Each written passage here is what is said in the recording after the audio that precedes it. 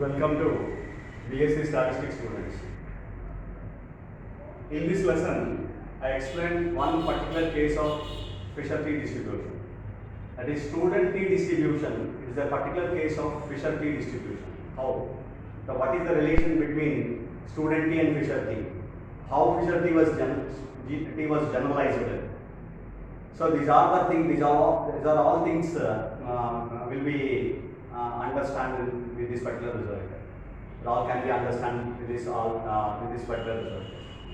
Now you see, I consider Fisher-T distribution, and I consider some of the standard normal distribution and chi-square distribution, so that I prove it is a Fisher student T distribution, right? So now I consider Fisher T distribution definition. What is the definition of Fisher T distribution?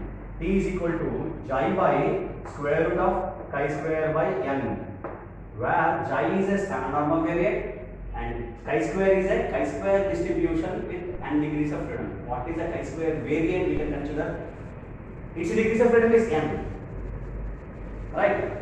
So now whatever chi-square you consider, the respective degrees of freedom is n.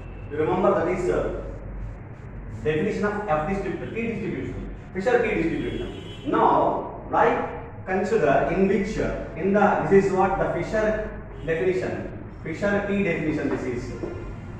Now I consider in which chi is equal to x bar minus mu divided by sigma by root n, which follows a normal distribution with 0, 1. This is what the normal distribution I consider, standard normal distribution I consider. Now I consider this chi-square. The chi-square is equal to n into s square by sigma square follows a chi-square distribution with n minus 1 degrees of freedom I consider. These are the two variables, the two variates I consider to prove this result. The Fisher-T is a particular, so one particular case of Fisher-T is nothing but student T. Student T is one particular case of Fisher-T, right? So now you see here, you observe this and you substitute these values here.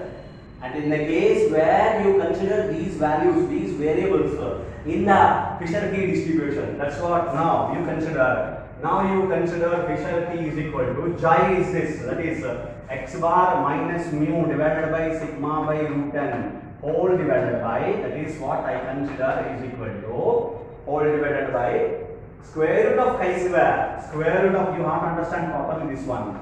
Square root of chi-square. What is chi-square? ns square by sigma square. So n into s square divided by sigma square divided by its degrees of freedom. Remember, it is not divided by n. Here it is if chi-square follows a chi-square distribution with n degrees of freedom. That is the meaning of this. If chi-square follows chi-square n, if chi-square follows chi-square n minus 1, then it should be divided with n minus 1 degrees of freedom. That is what you have to understand. If chi-square follows chi-square with n, then this is the nothing but it follows a T distribution with n degrees of freedom. If it follows n minus 1 degrees of freedom, then it follows T distribution with n minus 1 degrees of freedom. That is what you have to keep in your mind. That is what you have to understand. Right? So, since ns square by sigma square is a chi-square variate, it follows n minus 1 degrees of freedom, then this is nothing but T follows a T distribution with n minus 1 degrees of freedom. That is what Fisher-T statistic specifies. Fisher-T statistic and distribution which are going to be specified by the degrees of freedom, its respective degrees of freedom of chi-square. What is that chi-square distributed degrees of freedom? N minus 1. Therefore, T distribution also follows n minus 1 degrees.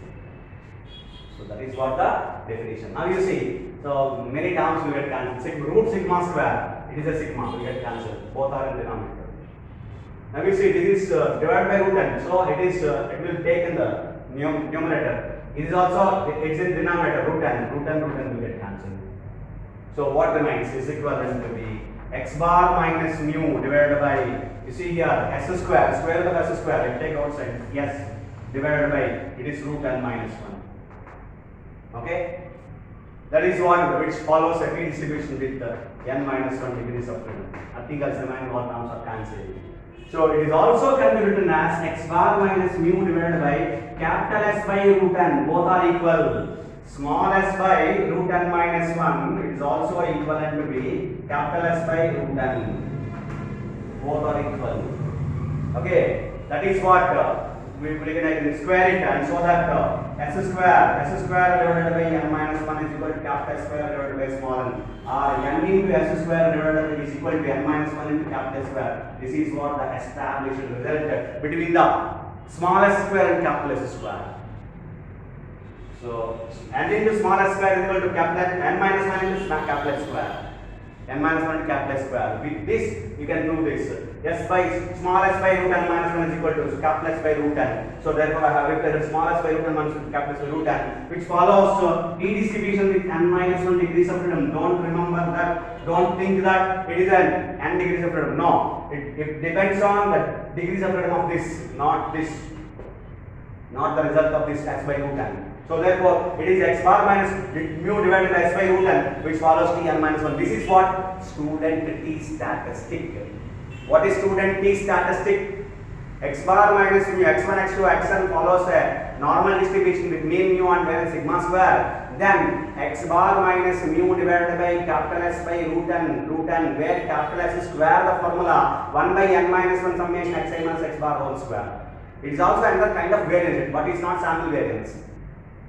The sample variance formula is small s square. This, it is just s square. This. So not sample variance, but it is another kind of variance related to sample observations, which is nothing but capital S square is equal to 1 by n minus 1 summation xi minus x bar whole square. But for which square root you take, this will be capital S.